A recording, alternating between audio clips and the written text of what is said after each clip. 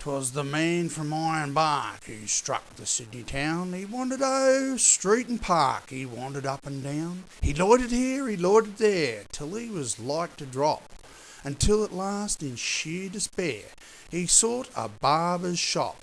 "Here, shave my beard and whiskers off, I'll be a man of mark. I'll go and do the Sydney toff up home in Ironbark." The barber man was small and flash, as barbers mostly are. He wore a strike your fancy sash. He smoked a huge cigar. He was a humorist of note and keen at repartee. He laid the odds and kept a tote, whatever that may be. And when he saw our friend arrive, he whispered, "Here's a lark.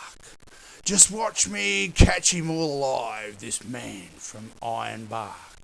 There were some gilded youths that sat along the barber's wall. Their eyes were dull, their heads were flat, they had no brains at all. To them the barber passed a wink, his dexter eyelid shut. "I'll make this bloomin' yokel think his bloomin' throat is cut." And as he soaped and rubbed it in, he made a rude remark. "I suppose the flats is pretty green up there in Ironbark." A grunt was all the reply he got. He shaved the bushman's chin. Then he made the water boiling hot and dipped the razor in. He raised his hand, his brow grew black. He paused a while to gloat. Then he slashed the red-hot razor back across the victim's throat. Upon the newly shaven skin it made a livid mark. No doubt it fairly took him in, the man from Ironbark.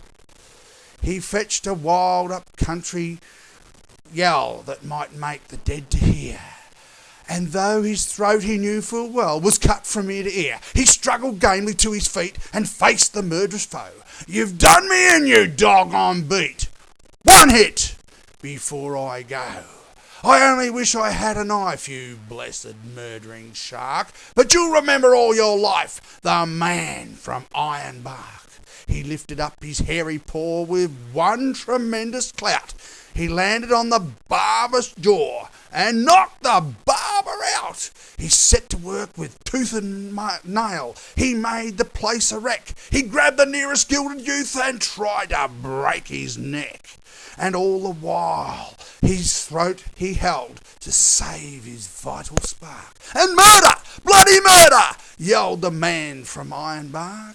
A peeler man who heard the din came in to see the show, and he tried to run the bushman in, but he refused to go. And when at last the barber spoke and said 'twas all in fun, 'twas just a little harmless joke, a trifle overdone. "A joke," he cried, "by George, that's fine. A lively sort of lark. I'd like to catch the murdering swine some night in Ironbark." And while round the shearing floor the listening shearers gape, he tells the story o'er and o'er and brags of his escape. "Them barber chap what keeps a tote, by George, I've had enough. One tried to clup me bloomin' throat, but thank the Lord it's tough. And whether he's believed or no, there's one thing to remark, that flowing beards are all a go way up in Ironbark."